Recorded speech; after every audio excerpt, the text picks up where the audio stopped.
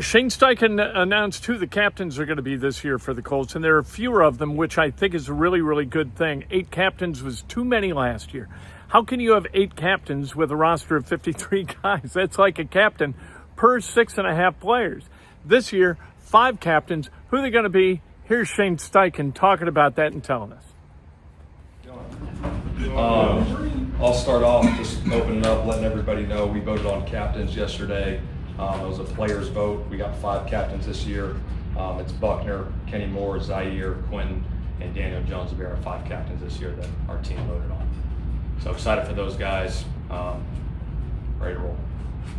Along those lines, Daniel Jones been there 5 months, but obviously I respect his teammates. Get the captaincy. I imagine that means something. So what have you seen from him from a leadership standpoint? I think just the way he works. I think the guys see it every day. He's in here working, grinding, doing the right things all the time. And I think it draws a lot of respect from his teammates to get that vote. So it's a big honor to wear that C on your chest, and that's what the players voted on and what they think of him. So it's a tremendous honor to get that C. When it comes to Daniel's edge, of course, because he's subdued, I would imagine there's something there. So have you seen that come out of him since being here? Just that fiery competitor that I guess every football player probably has that. Yeah, I mean when he gets on that field, he's a competitor for sure. Very cerebral, really smart.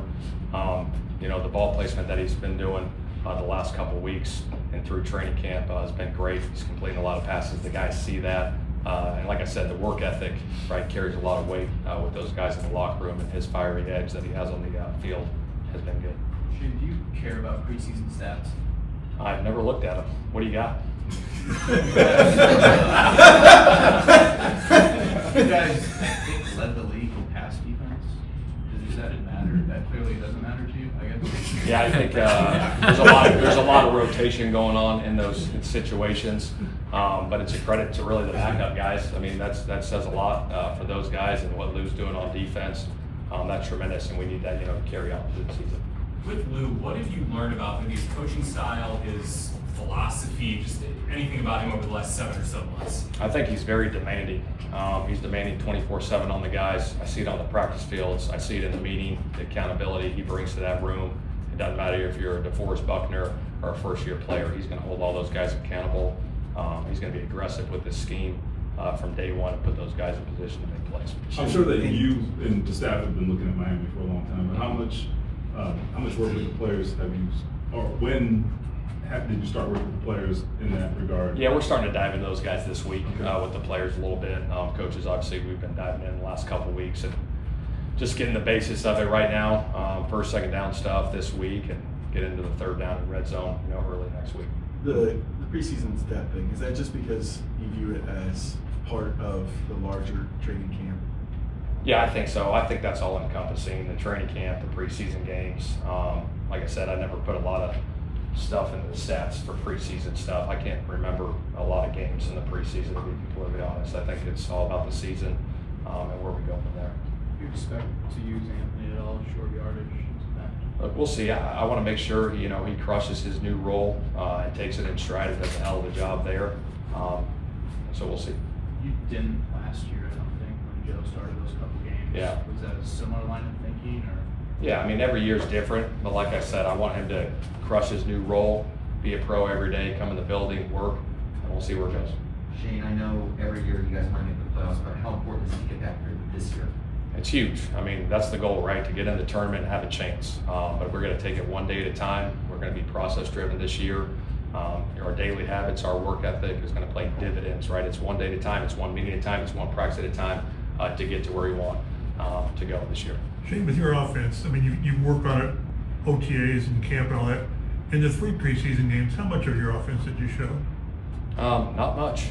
It's a lot of day one install stuff, just like I'm sure the defense is, same thing. I mean, it's pretty vanilla around the league in the preseason games. But you work on that stuff in training camp and then obviously getting ready, for the real game.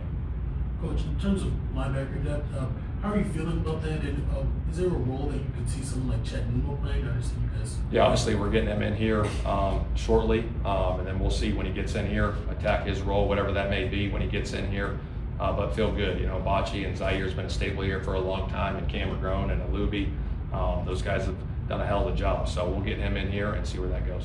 You kind of reflect on the entire preseason. How did the competition at so many position groups, how did that benefit this team? I think it's great. Anytime you can add competition in all areas of football, it raises the level of everyone's play. It raises the level of standards around the building all the time, because obviously guys are fighting for their jobs, you know what I mean? And obviously if there's someone going after your job, that competition is going to raise the level of everyone around you. So it's been great to see. I'm pleased with where our team's at going into week 1.